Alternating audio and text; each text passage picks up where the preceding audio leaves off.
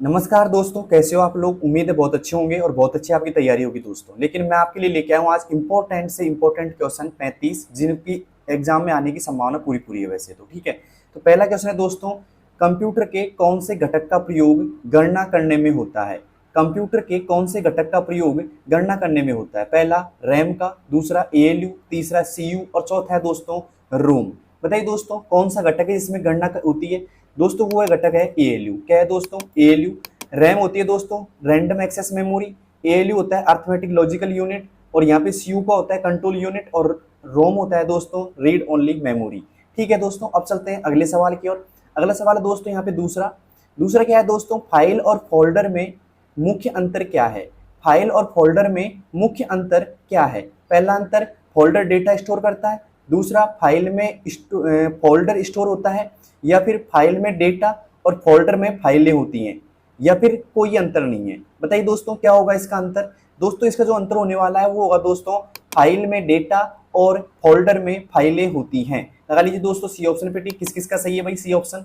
अब चलते हैं दोस्तों अगले क्वेश्चन की ओर। अगला क्वेश्चन है यहाँ पे तीसरा तीसरा है दोस्तों, एमएस वर्ड में सेवेज का प्रयोग कब करते हैं। एमएस वर्ड में सेवेज का प्रयोग कब करते हैं। पहला, जब नया डॉक्यूमेंट बनाना हो, पुराने डॉक्यूमेंट को डिलीट करना हो, या उसी फाइल को नए नाम से सेव करना हो, या फाइल को बंद करना हो। बताइए दोस्तों एमएस वर्ड में सेवेज का प्रयोग कब करते हैं। दोस्तों एमएस वर्ड में सेवेज का प्रयोग तब किया जाता है जब उसी फाइल को नए नाम से सेव करना हो। जब उसी फाइल को नए नाम से सेव करना हो। ठीक है, अब चलते हैं दोस्तों अगले सवाल की ओर। अगला सवाल यहाँ पे चौथा, डिजी लॉकर का उद्देश्य क्या है। डिजी लॉकर का उद्देश्य क्या है। पहला बैंकिंग, दूसरा ऑनलाइन शिक्षा, तीसरा सोशल मीडिया, या फिर चौथा ऑप्शन है दस्तावेजों का डिजिटल स्टोरेज। बताइए दोस्तों डिजी लॉकर क्या काम आता है। तो इसका जो उद्देश्य होता है दोस्तों वो होता है दस्तावेजों का डिजिटल स्टोरेज। क्या है दोस्तों? दस्तावेजों का डिजिटल स्टोरेज। अब चलते हैं दोस्तों अगले सवाल की ओर। अगला है दोस्तों यहाँ पे पांचवा, म्यूजिक, वीडियो और एनिमेशन को क्या कहा जाता है। म्यूजिक, वीडियो और एनिमेशन को क्या कहा जाता है। पहला डॉक्यूमेंट, दूसरा मल्टीमीडिया, तीसरा प्रेजेंटेशन, और चौथा है दोस्तों वेब ब्राउजर। बताइए दोस्तों म्यूजिक, वीडियो और एनिमेशन को क्या कहा जाता है। दोस्तों म्यूजिक, वीडियो और एनिमेशन को कहा जाता है, वो कहा जाता है दोस्तों मल्टीमीडिया। क्या कहा जाता है दोस्तों? मल्टीमीडिया कहा जाता है। लगा लीजिए यहाँ पे बी ऑप्शन पे टिक। अब चलते हैं दोस्तों छठे क्वेश्चन की ओर। छठा क्वेश्चन क्या है दोस्तों, बूटिंग प्रक्रिया क्या है। बूटिंग प्रक्रिया क्या है। पहला कंप्यूटर को बंद करना, दूसरा इंटरनेट कनेक्शन करना, या फिर ऑपरेटिंग सिस्टम को लोड करना, या हार्ड डिस्क को फॉर्मेट करना। बताइए दोस्तों बूटिंग प्रक्रिया क्या है। अगर आपको आता है तो जल्दी बताइएगा बूटिंग प्रक्रिया क्या है। पहला ऑप्शन है कंप्यूटर को बंद करना, दूसरा इंटरनेट कनेक्ट करना, ऑपरेटिंग सिस्टम को लोड करना, या हार्ड डिस्क को फॉर्मेट करना। दोस्तों बूटिंग प्रक्रिया क्या कहलाती है। तो बूटिंग प्रक्रिया कहलाती है दोस्तों यहाँ पे सी ऑप्शन, ऑपरेटिंग सिस्टम को लोड करना। क्या दोस्तों? ऑपरेटिंग सिस्टम को लोड करना। अब चलते हैं दोस्तों सातवें क्वेश्चन की ओर। सातवां क्वेश्चन है दोस्तों, ट्रांजिक्शन और एनिमेशन में क्या अंतर है। ट्रांजिक्शंस और एनिमेशन में क्या अंतर है। पहला दोनों एक ही हैं, दूसरा ट्रांजिक्शन टेक्स्ट को हिलाता है और एनिमेशन पेज को, या फिर ट्रांजिक्शन स्लाइड बदलने का इफेक्ट है, या एनिमेशन स्लाइड के अंदर वस्तुओं पर काम करता है, या एनिमेशन पेज सेव करता है। बताइए दोस्तों क्या होगा इसका सही जवाब। दोस्तों इसका जो सही जवाब होने वाला है वो होगा दोस्तों ट्रांजिक्शन स्लाइड बदलने का इफेक्ट है और एनिमेशन स्लाइड के अंदर वस्तुओं पर काम करता है। तो लगा लीजिए दोस्तों यहाँ पे सी ऑप्शन पे टिक। अब चलते हैं दोस्तों आठवें क्वेश्चन की ओर। आठवां क्वेश्चन दोस्तों यहाँ पे two factor two factor authentication किस के लिए उपयोगी है। यहाँ पे ऑप्शन आ रहा है पासवर्ड बदलने के लिए, डिवाइस रिस्टार्ट करने के लिए, ऑनलाइन सुरक्षा को बढ़ाने के लिए, या ईमेल भेजने के लिए। बताइए दोस्तों किसके लिए है टू फैक्टर। दोस्तों टू फैक्टर जो काम आता है वो काम आता है दोस्तों ऑनलाइन सुरक्षा को बढ़ाने के लिए। क्या दोस्तों? ऑनलाइन सुरक्षा को बढ़ाने के लिए। किस किस का सही है भैया आठवां क्वेश्चन। अब चलते हैं दोस्तों नवे क्वेश्चन की ओर। नवा क्वेश्चन है यहाँ पे, यदि किसी वेबसाइट नॉट सिक्योर दिखती है तो क्या करें। यदि कोई वेबसाइट नॉट सिक्योर दिखती है तो क्या करें। पहला उसे अनदेखा करें, या फिर उस पर कोई संवेदनशील जानकारी न डालें, या तुरंत पासवर्ड बदलें, या वेबसाइट बंद कर दें। बताइए दोस्तों, यदि कोई वेबसाइट नॉट सिक्योर दिखाती है तो क्या करना चाहिए? तो दोस्तों करना चाहिए उस पर कोई संवेदनशील जानकारी न डालें। क्या दोस्तों? उस पर कोई संवेदनशील जानकारी न डालें। अब चलते हैं दोस्तों 10वें सवाल की ओर। 10वां सवाल है दोस्तों, किसी डॉक्यूमेंट को डिजिटल सिग्नेचर से प्रमाणित करने का क्या लाभ है? किसी डॉक्यूमेंट को डिजिटल सिग्नेचर से प्रमाणित करने का लाभ क्या है? पहला, आकार बढ़ाता है। दूसरा, स्कैनिंग आसान होती है। तीसरा, कानूनी रूप से वैध बनता है, या उसे प्रिंट करना आसान होता है। बताइए दोस्तों क्या होगा इसका सही जवाब? अगर आपको आता है तो दीजिए जल्दी से इसका जवाब दोस्तों। दोस्तों उसका मतलब एक तरीके से डॉक्यूमेंट को डिजिटल सिग्नेचर से प्रमाणित करने का सीधा सा लाभ यह है कि कानूनी रूप से वैध बनता है। दोस्तों क्या होता है? कानूनी रूप से वैध बनता है। अब चलते हैं दोस्तों अगले सवाल की ओर। अगला सवाल है यहाँ पे 11वां दोस्तों, कंप्यूटर बाइनरी में किस दो अंकों का उपयोग करता है? कंप्यूटर बाइनरी मतलब कौन से दो अंकों का प्रयोग करता है? 0 और 1 का करता है, 1 और 2 का करता है, ए और बी का करता है, या 2 और 4 का करता है? बताइए दोस्तों कंप्यूटर में जो बाइनरी उपयोग करते हैं अंकों का, वो होता है दोस्तों 0 1। क्या होता है दोस्तों? 0 और 1 होता है। लगा लीजिए यहाँ पे ए ऑप्शन पे टिक। अब चलते हैं दोस्तों अगले सवाल की ओर। अगला सवाल है यहाँ पे 12वां क्या है दोस्तों? फाइल एक्सटेंशन .docx किस एप्लीकेशन से संबंधित है? फाइल एक्सटेंशन .docx किस एप्लीकेशन से संबंधित है दोस्तों? MS पेंट से है, MS एक्सेल से है, MS वर्ड से है, या फिर पावर पॉइंट से है? बताइए दोस्तों किससे है? दोस्तों फाइल एक्सटेंशन .docx जो यहाँ पे एक तरीके से हम बात करें संबंधित है तो वो है दोस्तों MS वर्ड से। किससे दोस्तों? MS वर्ड से है। लगा लीजिए यहाँ पे सी ऑप्शन पे टिक। 12वें में आएगा दोस्तों सी ऑप्शन, MS वर्ड। ठीक है, अब चलते हैं दोस्तों 13वें सवाल की ओर। 13वां सवाल क्या है दोस्तों? रिसाइकल बिन से फाइल डिलीट होने के बाद उसे कहाँ से वापस ला सकते हैं? रिसाइकल बिन से फाइल डिलीट होने के बाद उसे कहाँ से ला सकते हैं दोस्तों? पहला ऑप्शन कंट्रोल पैनल से, दूसरा रिस्टोर फंक्शन से, तीसरा डाउनलोड फोल्डर से, या उस फाइल को नहीं लाया जा सकता। बताइए दोस्तों क्या होगा इसका सही जवाब? अगर आपको आता है तो दीजिए जल्दी से जवाब इसका।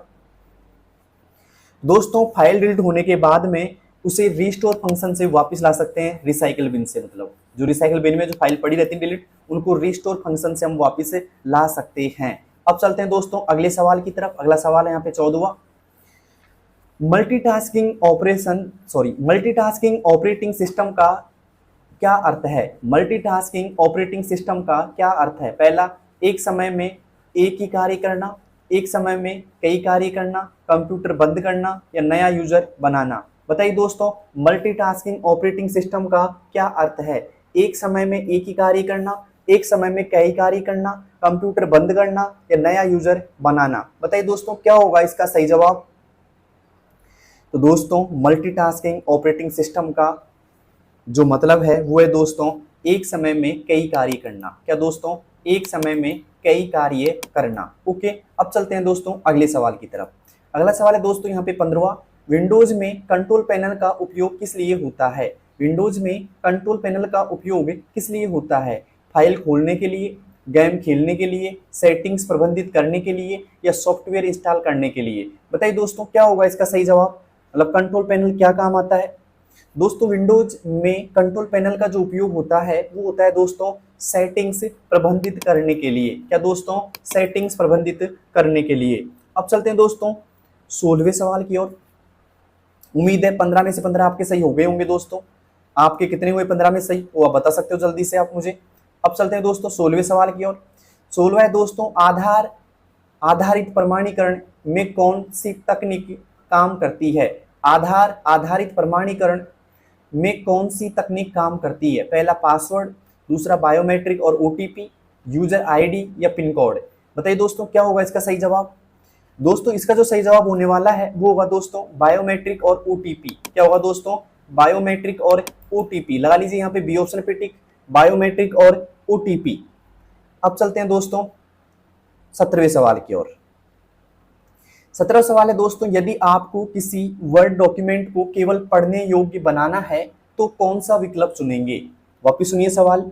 यदि आपको किसी वर्ड डॉक्यूमेंट को पढ़ने योग्य बनाना है तो कौन सा विकल्प चुनेंगे? पहला सेव एज पीडीएफ, दूसरा रिस्ट्रिक्ट एडिटिंग, तीसरा पेज लेआउट, और चौथा है दोस्तों व्यू ड्राफ्ट। बताइए दोस्तों क्या होगा इसका सही जवाब। अगर आपको आता है A option save as PDF, B option restrict editing, C option page layout और डी ऑप्शन है दोस्तों व्यू ड्राफ्ट। अगर आपको आता है तो दीजिए इसका आंसर दोस्तों। दोस्तों इसका जो सही जवाब होने वाला है, यदि आपको किसी वर्ड डॉक्यूमेंट को केवल पढ़ने योग्य बनाना है तो आपको करना पड़ेगा दोस्तों उसको रीस्टिक एडिटिंग। क्या करना पड़ेगा दोस्तों? रीस्टिक एडिटिंग करना पड़ेगा। ठीक है, अब चलते हैं दोस्तों 18वें सवाल की ओर। 18वां सवाल है दोस्तों, यहाँ पे ध्यान से देखिएगा, एक फॉर्मूला एक्सेल का यहाँ पे, यदि किसी सेल में ये फॉर्मूला है यानी कि इक्वल इफ A1 बड़ा है 10 से तो पास आना चाहिए, वरना क्या हो जाना चाहिए दोस्तों? फेल होना चाहिए। तो इसका कार्य क्या है? ध्यान रखना दो, इफ का जो फॉर्मूला होता है एक शर्त लागू करता है। अब शर्त ये है इसमें दोस्तों कि अगर A1 है ना वो बड़ा है 10 से, अगर A1 बड़ा है 10 से तो पास हो जाएगा भाई, वरना क्या हो जाएगा? फेल हो जाएगा। ठीक है, इसका ये रिजल्ट आना चाहिए। अब यहाँ पे देखो 4 मैं पढ़ लेता हूँ ऑप्शन। पहला ऑप्शन है A1 की वैल्यू प्रिंट करना, तो ये तो होगा ही नहीं क्योंकि ये तो कोई मतलब ही नहीं इसका। दूसरा है पासवर्ड जनरेट करना, तो ये भी इसका मतलब नहीं है कुछ भी। यदि A1 बड़ा है 10, मतलब A1 बड़ा है 10 है तो पास अन्यथा फेल दिखाना। और डी ऑप्शन है दोस्तों दोनों ही नहीं। दोस्तों इसका जो सही जवाब होगा वो होगा कि अगर A1 बड़ा है ना 10 से तो पास, अन्यथा क्या होगा दोस्तों? फेल दिखाना। तो लगा लीजिए दोस्तों यहाँ पे सी ऑप्शन पे टिक।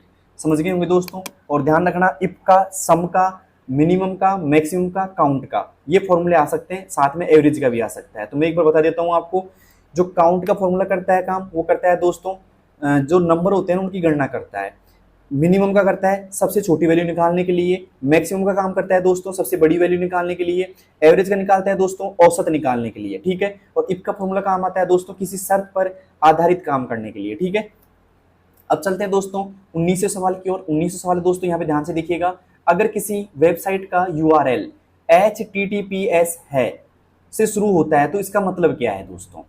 अगर किसी वेबसाइट का URL HTTPS से शुरू होता है तो इसका मतलब क्या है? पहला ऑप्शन वेबसाइट ओपन नहीं होगी, दूसरा वेबसाइट असुरक्षित है, तीसरा वेबसाइट सुरक्षित और इनक्रिप्टेड है, या फिर वेबसाइट गूगल से जुड़ी है। बताइए दोस्तों क्या होगा इसका सही जवाब। अगर आपको आता है तो दीजिए इसका आंसर। दोस्तों 19वें का जो सही आंसर है वो होगा दोस्तों सी ऑप्शन। सी ऑप्शन होगा दोस्तों वेबसाइट सुरक्षित और इनक्रिप्टेड है। वेबसाइट सुरक्षित और इनक्रिप्टेड है। लगा लीजिए दोस्तों यहाँ पे सी ऑप्शन पे टिक, वेबसाइट सुरक्षित और इनक्रिप्टेड है। ओके, अब चलते हैं दोस्तों अगले सवाल की तरफ। अगला है दोस्तों यहाँ पे 20वां सवाल। 20वां क्या है दोस्तों? OCR का उपयोग किस लिए होता है? OCR का उपयोग किस लिए होता है? पहला इमेज सेव करने के लिए, दूसरा प्रिंट निकालने के लिए, तीसरा ऑप्शन स्कैन की गई इमेज को टेक्स्ट में बदलने के लिए, या फिर कंप्यूटर चालू करने के लिए। बताइए दोस्तों क्या होगा इसका सही जवाब। OCR का क्या होगा सही जवाब? यहाँ पे क्या उपयोग होता है बताइए जल्दी से। दोस्तों इसका जो उपयोग होता है वो होता है दोस्तों स्कैन की गई इमेज को टेक्स्ट में बदलने के लिए। क्या दोस्तों? स्कैन की गई इमेज को टेक्स्ट में बदलने के लिए। किस किस का सही है भाई जल्दी बताइएगा। अब चलते हैं दोस्तों 21वें सवाल की ओर। 21वां सवाल दोस्तों यहाँ पे ध्यान से देखिएगा, प्रोजेक्टर किस प्रकार की डिवाइस है? प्रोजेक्टर किस प्रकार की डिवाइस है? पहली इनपुट डिवाइस, दूसरी आउटपुट डिवाइस, तीसरी स्टोरेज डिवाइस, चौथी है दोस्तों प्रोसेसिंग डिवाइस। बताइए दोस्तों प्रोजेक्टर किस प्रकार की डिवाइस है? दोस्तों जो प्रोजेक्टर है वो है दोस्तों आउटपुट डिवाइस। क्या है दोस्तों? आउटपुट डिवाइस है। ओके, अब चलते हैं दोस्तों अगले सवाल की ओर। अब यहाँ पे बात करें प्रोसेसिंग डिवाइस में कौन कौन आता है दोस्तों? CPU आता है, क्योंकि CPU क्या होता है? प्रोसेसिंग डिवाइस हो जाता है। स्टोरेज डिवाइस में एक तरीके से हम मेमोरी कार्ड को ले सकते हैं वैसे। ओके, और यहाँ पे मेमोरी कार्ड जो होता है वो इनपुट आउटपुट दोनों होता है, क्योंकि सूचनाएं दे भी सकते हैं और ले भी सकते हैं वहां से। अब चलते हैं दोस्तों अगले सवाल की तरफ। अगला सवाल है दोस्तों यहाँ पे MS एक्सेल में काउंट और काउंट ए में क्या अंतर है? MS एक्सेल में काउंट और काउंट ए यानी कॉन्टा में क्या अंतर है? पहला कोई अंतर नहीं है, दूसरा काउंट सिर्फ नंबर गिनता है और कॉन्टा सिर्फ सभी प्रकार की एंट्री, या फिर डी ऑप्शन कॉन्टा सिर्फ टेक्स्ट गिनता है, या काउंट सिर्फ एक कॉलम में काम करता है। बताइए दोस्तों काउंट और काउंट ए या फिर इसको बोलते हैं कॉन्टा में क्या अंतर है? दोस्तों एक ही अंतर है कि काउंट तो सिर्फ नंबर गिनता है और कॉन्टा सभी प्रकार की एंट्री। आई होप समझ में आया होगा आपको। काउंट सिर्फ नंबर गिनता है और कॉन्टा सभी प्रकार की एंट्री। लगा लीजिए दोस्तों बी ऑप्शन पे टिक। क्योंकि काउंट सिर्फ नंबर गिनता है और काउंटा सभी प्रकार की एंट्री, ध्यान रखना आ सकता है दोनों फॉर्मूले कोई से भी। अब चलते हैं दोस्तों 23वें सवाल की ओर। 23वां है, किसी सेल में ये हैजेज दिखता है आपको, तो इसका मतलब क्या है? फॉर्मूला गलत है, डेटा बहुत बड़ा है, कॉलम की चौड़ाई कम है, या फिर सेल खाली है, सेल में लिंक है। बताइए दोस्तों क्या है इसका सही जवाब? अगर आपको आता है तो दीजिए जल्दी से इसका जवाब। दोस्तों अगर आपको ये दिखाई देता है, हैजेस दिखाई देता है किसी भी सेल के अंदर, तो उसका मतलब है कि डेटा आपका बहुत बड़ा है और कॉलम की चौड़ाई बहुत कम है। डेटा आपका बहुत बड़ा है और कॉलम की चौड़ाई बहुत कम है। ठीक है, लगा लीजिए बी ऑप्शन पे टिक। किस किस का सही है भाई और किस किस को पहले से आता है? ध्यान रखना, एक्सेल के सवाल आ सकते हैं। पहला सवाल आएगा कि एक्सेल में कितनी रो होती है एक शीट के अंदर? वो होती है दोस्तों 10,48,576। एक्सेल में कितने कॉलम होते हैं दोस्तों एक शीट के अंदर? तो होते हैं 16,384। ओके, ये आपसे पूछा जा सकता है दोस्तों। और अंतिम कॉलम का नाम क्या होता है दोस्तों? XFD होता है। क्या होता है दोस्तों? XFD होता है। क्लियर?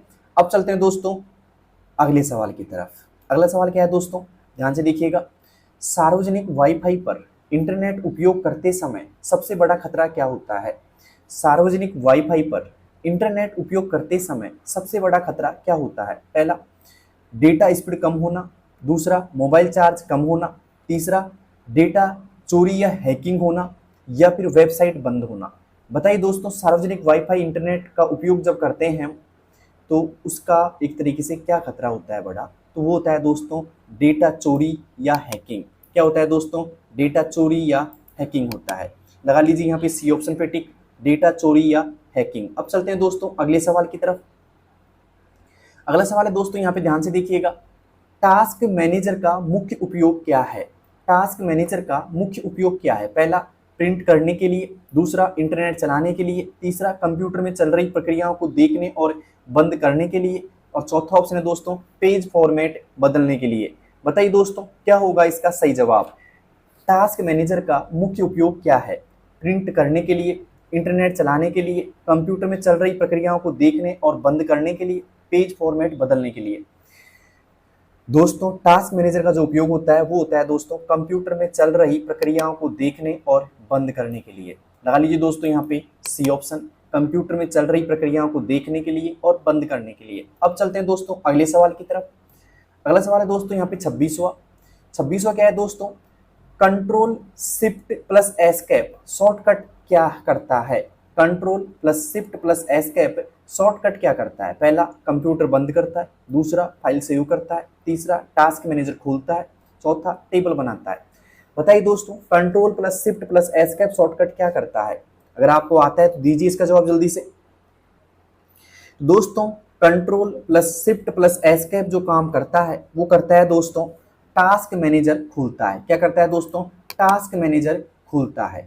ठीक है, टास्क मैनेजर क्या करता है दोस्तों? खुलता है। इंपॉर्टेंट है, control plus shift plus escape की अगर हम दबाते हैं तो क्या काम करता है दोस्तों? टास्क मैनेजर खुलता है। अब चलते हैं दोस्तों अगले सवाल की तरफ। अगला है दोस्तों यहाँ पे 27वां सवाल। सामने दोस्तों 27 सवाल आपके, ईमेल में अटैचमेंट जोड़ते समय किन बातों का ध्यान रखना चाहिए? ईमेल में अटैचमेंट जोड़ते समय किन बातों का ध्यान रखना चाहिए?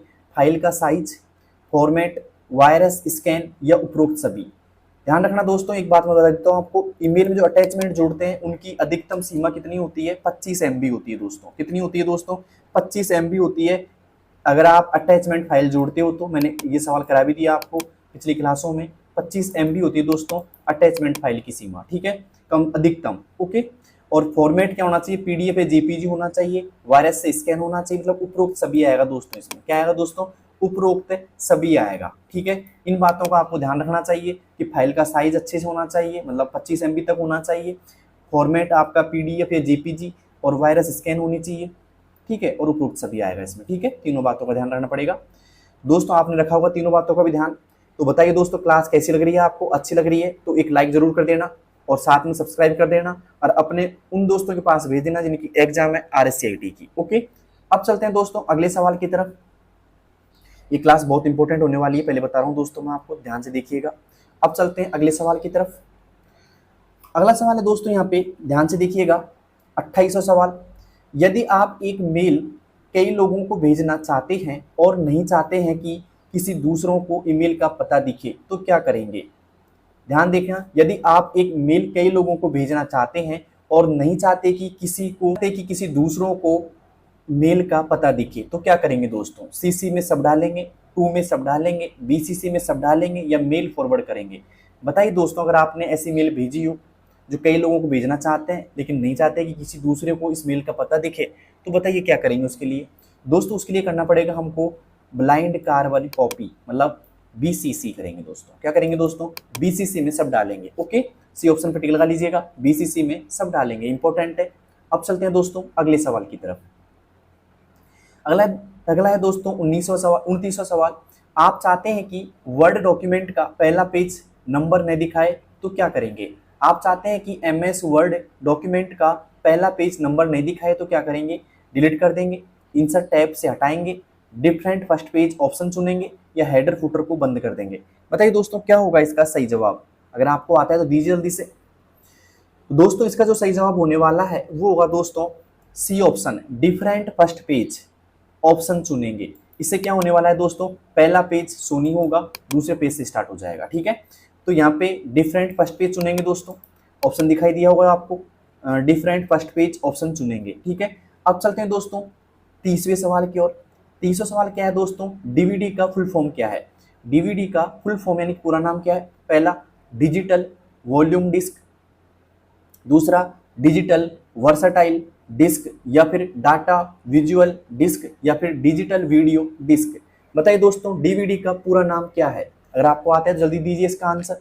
डीवीडी का पूरा नाम क्या है, बताइए दोस्तों क्या है पूरा नाम डीवीडी का। दोस्तों डीवीडी का जो पूरा नाम होता है वो होता है दोस्तों डिजिटल वर्सटाइल डिस्क। लगा लीजिए दोस्तों यहाँ पे बी ऑप्शन पे टिक। ओके, अब चलते हैं दोस्तों अगले सवाल की तरफ। लेकिन एक सवाल मेरा यहाँ से, आपके 30 में से कितनी हो गई भाई सही, किस कौन कौन ऐसे बंदे हैं जिनके पूरे 30 में से 30 सही हैं, बताइए जल्दी से। अब चलते हैं दोस्तों अगले सवाल की तरफ। 31वां सवाल क्या है दोस्तों, ध्यान से देखिएगा। एलसीडी का मतलब क्या है। एलसीडी का मतलब क्या है। पहला लाइट कंट्रोल डिस्प्ले, दूसरा लाइट क्रिस्टल डिस्प्ले, तीसरा ऑप्शन लिक्विड क्रिस्टल डिस्प्ले या फिर लो करंट डिस्प्ले। बताइए दोस्तों क्या होगा इसका सही जवाब। अगर आपको आता है दीजिए जल्दी से। दोस्तों इसका जो सही जवाब होगा वो होगा दोस्तों liquid crystal display. C option लगा लीजिए टिक, इसका सी ऑप्शन सही है भाई, जल्दी बताइएगा। अब चलते हैं दोस्तों अगले सवाल की तरफ। अगला सवाल है दोस्तों यहाँ पे 32वां। एलईडी का फुल फॉर्म क्या है। एलईडी का फुल फॉर्म क्या है। पहला लाइट एनर्जी डिस्प्ले, दूसरा लाइट इमिटिंग डियोड, तीसरा लेजर इमिटिंग डिवाइस या फिर लाइट इमिशन डिस्प्ले। बताइए दोस्तों क्या होगा इसका सही जवाब। अगर आपको आता है दीजिए जल्दी से। ऑप्शन देख लो आप सामने ही हैं आपके। दोस्तों इसका जो सही जवाब होने वाला है वो होगा दोस्तों लाइट इमिटिंग डियोड। क्या होगा दोस्तों, लाइट इमिटिंग डियोड। लगा लीजिए यहाँ पे बी ऑप्शन पे टिक। अब चलते हैं दोस्तों अगले सवाल की ओर। अगला सवाल है दोस्तों जेपीईजी का पूरा नाम क्या है। जेपीईजी का पूरा नाम क्या है। पहला जॉइंट फोटोग्राफिक एक्सपर्ट ग्रुप, दूसरा जावा फोटोग्राफिक एक्सचेंज ग्रुप, तीसरा जॉइंट पिक्सल एक्सपर्ट ग्रुप या फिर जावा फोटो एडिटिंग ग्रुप। बताइए दोस्तों क्या होगा इसका सही जवाब। जेपीईजी का पूरा नाम क्या है। Joint photographic expert group, Java photographic exchange group, joint pixel expert group या फिर जावा फोटो एडिटिंग ग्रुप। बताइए दोस्तों क्या होगा इसका सही जवाब। अगर आपको आता है तो दीजिए जल्दी से जवाब, इसका इंपॉर्टेंट है, आ सकता है एग्जाम के अंदर। तो दोस्तों यहाँ पे जो सही जवाब होगा वो होगा दोस्तों जॉइंट फोटोग्राफिक एक्सपर्ट ग्रुप। क्या होगा दोस्तों, जॉइंट फोटोग्राफिक एक्सपर्ट ग्रुप। अब चलते हैं दोस्तों 34वें सवाल की ओर। 34वां क्या है ध्यान से देखिएगा। कंट्रोल जे क्या है दोस्तों, कंट्रोल जे का उपयोग किया जाता है। कंट्रोल जे का उपयोग किया जाता है पहला जस्टिफाई करने के लिए, दूसरा जंप करने के लिए, तीसरा जूम करने के लिए और चौथा है दोस्तों ज्वाइन करने के लिए। बताइए दोस्तों कंट्रोल जे का जो उपयोग किया जाता है वो क्या किया जाता है दोस्तों। दोस्तों कंट्रोल जे का जो उपयोग किया जाता है वो किया जाता है दोस्तों जस्टिफाई करने के लिए। किसके लिए दोस्तों, जस्टिफाई करने के लिए। लगा लीजिए दोस्तों यहाँ पे ये ऑप्शन पे टिक। कंट्रोल जे से क्या होता है दोस्तों, जस्टिफाई होता है। ठीक है, अब चलते हैं दोस्तों अगले सवाल की तरफ। अगला है दोस्तों यहाँ पे 35वां सवाल। स्लाइड्स या ऑब्जेक्ट को ग्रुप करने के लिए क्या प्रयोग करते हैं। स्लाइड्स या ऑब्जेक्ट को ग्रुप करने के लिए क्या प्रयोग करते हैं? कंट्रोल प्लस जी करते हैं, कंट्रोल प्लस यू करते हैं, कंट्रोल प्लस टी करते हैं, या कंट्रोल प्लस शिफ्ट प्लस जी करते हैं? बताइए दोस्तों, स्लाइड्स या ऑब्जेक्ट को ग्रुप करने के लिए क्या प्रयोग करते हैं? तो दोस्तों, स्लाइड या ऑब्जेक्ट को ग्रुप करने के लिए जो प्रयोग किया जाता है वो किया जाता है दोस्तों कंट्रोल प्लस जी किया जाता है। क्या किया जाता है दोस्तों? कंट्रोल प्लस जी किया जाता है। किसके लिए? ग्रुप करने के लिए दोस्तों। लेकिन बात करें अनग्रुप करने की, तो अनग्रुप करने के लिए दोस्तों प्रयोग किया जाता है कंट्रोल प्लस शिफ्ट प्लस जी। किसके लिए काम आता है दोस्तों? अनग्रुप करने के लिए काम आता है। अगर हम कंट्रोल जी प्रेस करेंगे तो स्लाइड या ऑब्जेक्ट क्या होगा दोस्तों? ग्रुप होगा। अगर हमें उन्हीं स्लाइड या ऑब्जेक्ट को अनग्रुप करना है तो हमें कंट्रोल प्लस शिफ्ट प्लस जी का प्रेस करना होगा। ठीक है दोस्तों, कैसी लगी वीडियो? अच्छी लगी तो एक लाइक जरूर करना, साथ में बताना कि क्लास का रिव्यू कैसा है आपका, कैसी लगी क्लास आपको। और हाँ, उन लोगों के पास शेयर कर दीजिए जिनकी हाल फिलहाल में एग्जाम है दोस्तों। ठीक है, क्योंकि उनका भी भला हो जाएगा, थोड़ा बहुत वो भी सीख लेंगे आपसे, मतलब इस वीडियो से कुछ। और बेस्ट ऑफ लक दोस्तों सभी को। और हाँ, अगर आप RSAT के एग्जाम दे रहे हैं तो 35 क्वेश्चन आएंगे, 35 में से 14 क्वेश्चन आपको सही करने होंगे, तभी आप पास हो पाएंगे दोस्तों। ध्यान रखना, नेगेटिव मार्किंग नहीं है बिल्कुल भी। ओके, तो सभी 35 क्वेश्चन करके आना। ठीक है, उनमें से 14 क्वेश्चन जिसके सही होंगे वो पास हो जाएगा। मैं नहीं कह रहा कि 14 ही क्वेश्चन सही करना, क्वेश्चन आपको 35 में 35 सही करना है, लेकिन 14 क्वेश्चन सही करने वाला ही पास होगा, सीधी सी बात ये है। ठीक है, तो कम से कम 14 क्वेश्चन तो आपके सही होने ही चाहिए, और जितने ज्यादा होंगे उतना ही बेनिफिट आपको होगा दोस्तों। ठीक है, तो आप मेरी पूरी वीडियोस देखिए, आपको बेनिफिट मिलेगा दोस्तों। ये नहीं कि एक वीडियो देख लिया आप सोच रहे हो कि पूरे क्वेश्चन मिल जाएंगे उसमें से, नहीं दोस्तों। आपको जितनी वीडियो है ना सभी को देखनी चाहिए, जिससे आपको बहुत सारी हेल्प मिल जाएगी। ठीक है, मैंने काफी सारे इंपॉर्टेंट क्वेश्चंस डाले हैं, हो सकता है कि मैच हो जाए एग्जाम के अंदर दोस्तों। तो बेस्ट ऑफ लक दोस्तों अगेन।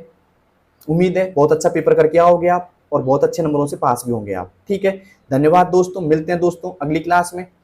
तब तक के लिए बेस्ट ऑफ लक।